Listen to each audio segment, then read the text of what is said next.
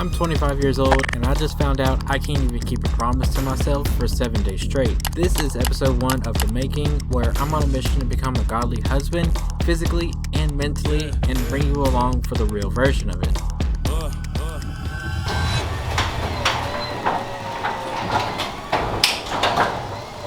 That's my car. Now, you could probably ask him like, why? So I had it stuck in the mud. So this came off.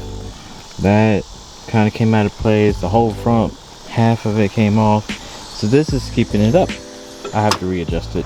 I'm showing you that because this was supposed to be a whole week. I had it planned out. I was going to film the entire week, go to the gym, doing Spark delivery, all of it, and show you what a normal week actually looks like right now.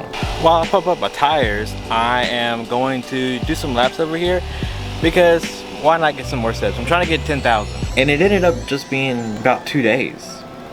And I could have just not said anything and quietly only posted the 2 days of footage. That was the plan the whole time.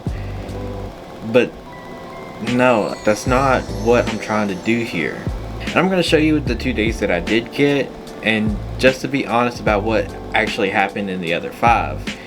Because that's the whole point of this channel, is me being honest and transparent on everything, and that's the more important part than the actual footage itself.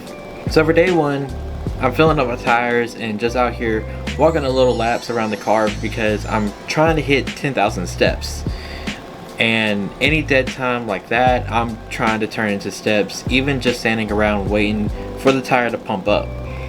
I almost forgot to turn on the tracking on my watch for the walking, but question, is it really doom scrolling if I am exercising while doing it?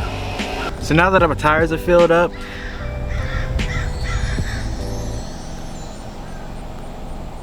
now that my tires are filled up, let's head to the gym. And I'm not gonna break down the entire workout for you, but I will say coming back into lifting after being away for a little bit, it's a whole different thing. Your body remembers what it used to do, but then it reminds you real quick that remembering it and being ready for it are two very different things. And then from the gym I went straight into the Spark shop and delivery. I actually started a new job now as of recording this, so I'm super grateful for it, but during this footage it hasn't kicked in just yet. So this is what I've been doing in order to replace some of that income. And then for day 2, I just wanted to slow down a little bit. And in actuality, this is how I actually know all my calories and protein and everything like that, because I track it with Chronometer. And I've been using it for a while now, and it's genuinely the most accurate tracker I've ever used. I've used Lose It, I've used, I can't remember, MyFitnessPal before they got money hungry, and then just a few other here and there that did not do or work the way that I wanted to.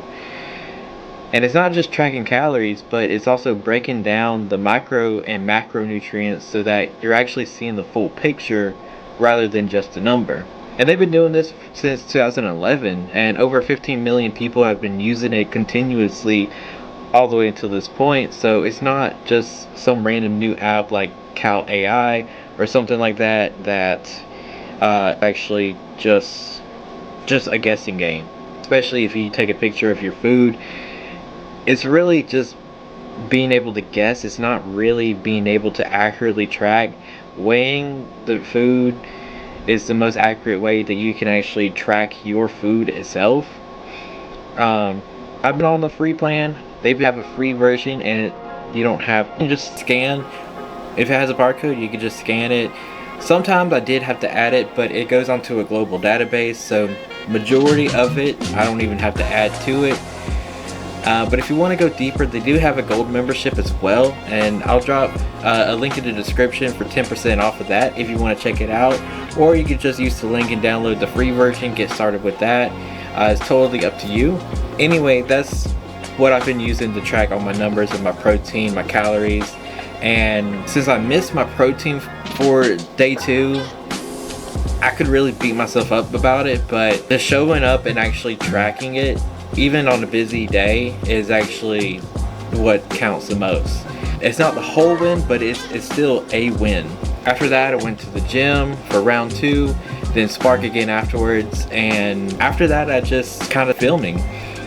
I didn't record barely anything the rest of the day, part of which is because I wanted to spend time with my wife instead of recording every little bit.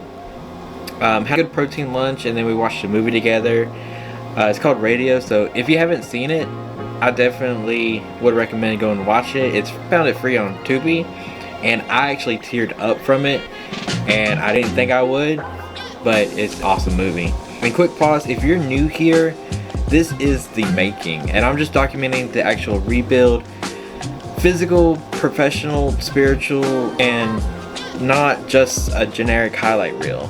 So if that's something you're into watching play out in real time, that growth, that development, that documenting, then definitely subscribe. It genuinely helps more than you would think. So here's the part I almost didn't put in. The rest of the week I also didn't film anything. My camera battery died, but then instead of making an excuse saying, oh, I was just busy or I forgot or anything else, it's mainly because of the mental aspect of losing weight, especially being a type 1 diabetic trying to lose weight. And I thought with the way that I have been over the last year or two, it wouldn't affect me, but it still did, and it still affected what I was eating and how I was eating. So some days I was down to about 5,000 or 6,000 steps instead of 10, not just because I couldn't do it, but just because I was beating myself up too much about it, because I was in my head.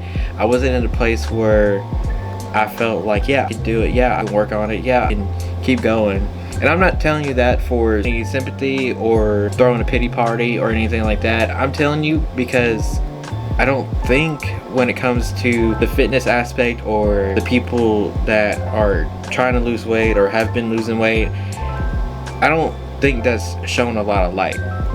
Everybody shows the meal preps, everybody shows what they do in the gym, everybody shows like, I got this many steps. But when the going gets tough, and then when the mental aspect starts affecting you more, and you're on the days that you're in your head, the days that feel the heaviest, I feel like that doesn't get talked about a lot. And I'm gonna have a whole separate video coming where I go deeper into that, the actual struggles that I've dealt with, the actual struggles that I had to talk to through my wife, just to talk about, to figure out. I have a whole video breaking that down, so stay tuned for that one. It should be coming out next week as well. This is basically just a brief overview, but for now, that's the honest version of the week. 2 good days, and then the rest I just had to fight off camera in my head, and I'd rather show you both than pretend like the whole week looked like day 1, because it didn't. And I appreciate you being here for the real version of it, and I'll see you in the next one.